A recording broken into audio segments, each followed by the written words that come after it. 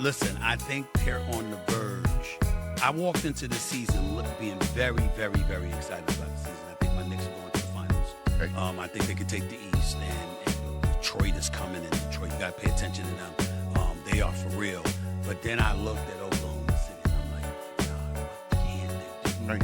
And Shai Gilgeous-Alexander. I mean, they're walking through the league like it's nothing. It's like, we're the champs. We know we're the champs. We know we're better than you. And we're going to show you. Maybe this game will show it in the first quarter. Another game will show it in the third quarter. Another game will show it in the fourth quarter. But make no mistake, by the time we get finished with you, it'll be very, very clear. They won 16 straight. They're 24-1.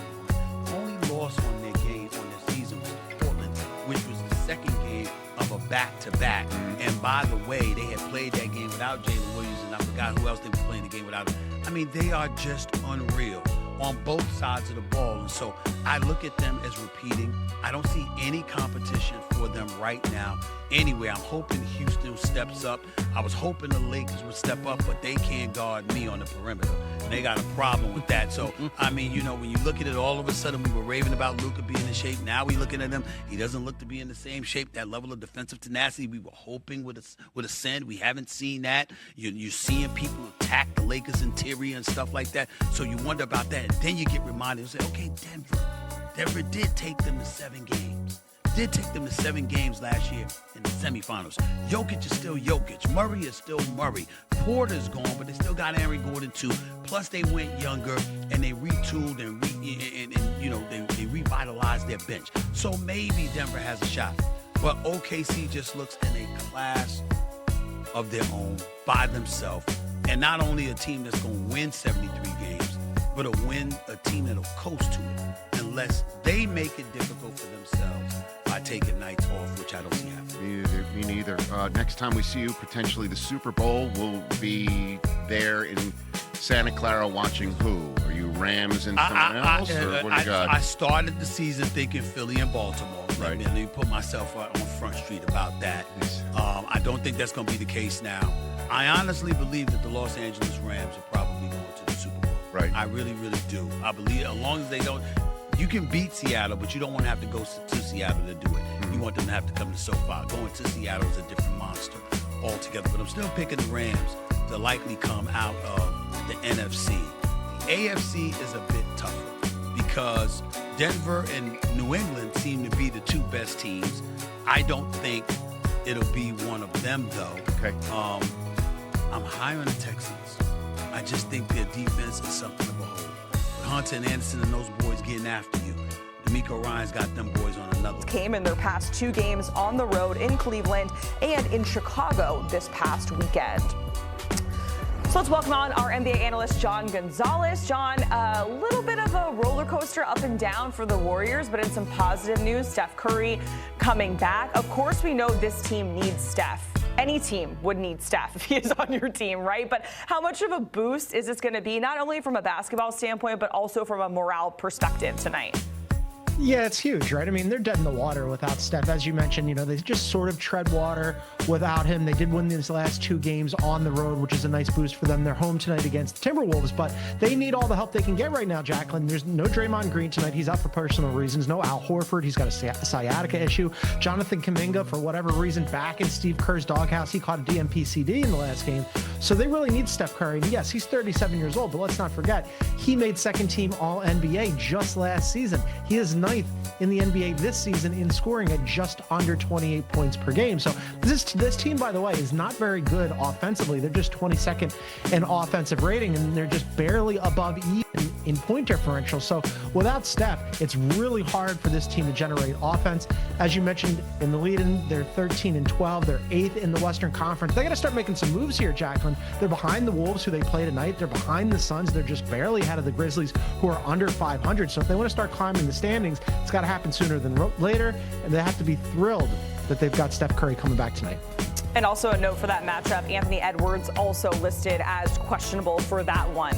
When I transition tomorrow night, one of those matchups being the Spurs taking on the Thunder. Some big news coming down for the Spurs. As long as practice goes okay, it looks like Victor Wembanyama is going to come back. He's been sidelined since November 14th due to a calf strain. So What are your expectations for Wemby, and how much higher is this ceiling for the Spurs, not only against a dominant Thunder squad, but just in a really competitive Western Conference in general? Yeah, he changes everything, and this is the matchup that everybody wanted. We were hoping that this was going to happen, Jacqueline, that he was trending in the right direction. They said they were being cautious with him, but that they were hopeful that he'll play on Saturday. And as you mentioned, barring any setbacks here, we're going to get Victor Wembanyama with a healthy Spurs team against Oklahoma City, who's just been throttling everybody. That's going to be can't-miss appointment viewing television. So how does Wemby change things? I mean, he's probably not going to qualify for awards this season because he has to reach the 65-game threshold. He's already missed half of the team's games. He can only miss 5 more games the rest of the season.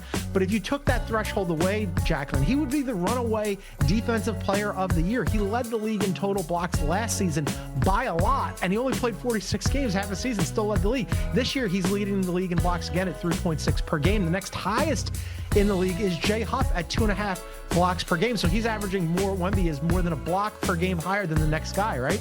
So he's just unguardable also offensively. 7'5", he can play inside or out. He's changed his shot a little bit this season too. Last year, just a ton of threes.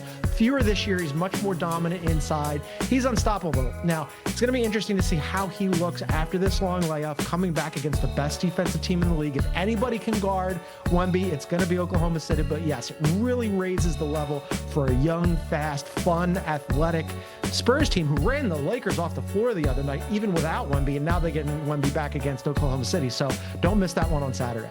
Speaking of Oklahoma City, their games, and no shade, no disrespect, have not been that fun to watch because they're just blowing teams out of the water. They're such a tier above the rest of the teams. They're sitting at 24-1, and that start is tied with the 15-16 Warriors squad as the best 25-game start in NBA history.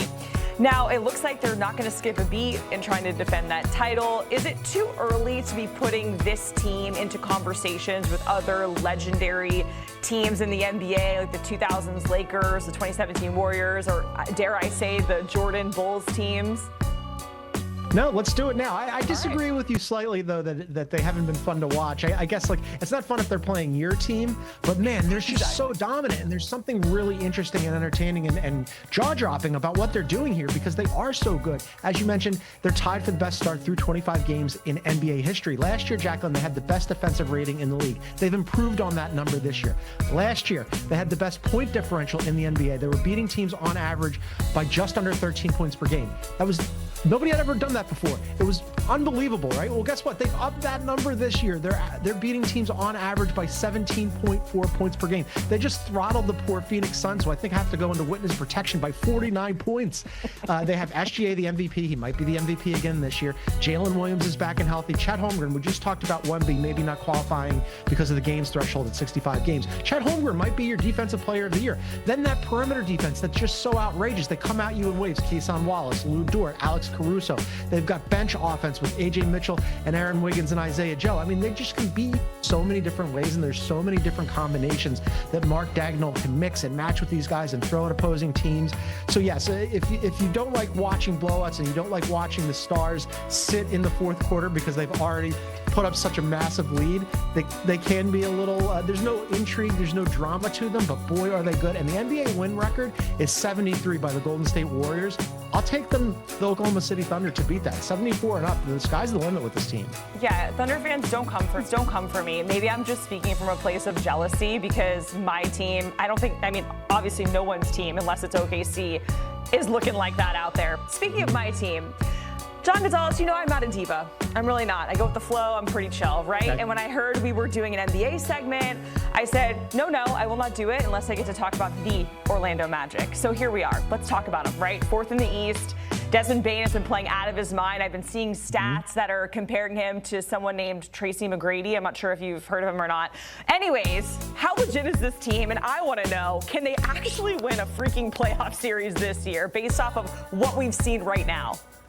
Yeah, it could happen, right? And I'm glad that you stood up for yourself and your Orlando Magic because they are playing better. They're fourth place in the East, as you mentioned. They're 15-10. They won 7 of their last 10 games. They didn't have Paolo Banchero early, and now they've got no Franz Wagner, who's got a high ankle sprain. But they're just sort of like figuring it out. They got up to a slow start, right? But now all of a sudden, they're still good defensively. I mean, they've been a really good defensive team under Jamal Mosley. They're 5th in defensive rating. That's something that we all expect, right? What we didn't expect, Jack, and I think even you didn't expect it, even though you're an Orlando Magic fan, is how good they've been offensively. They've been really surprising, right? They're 11th in offensive rating.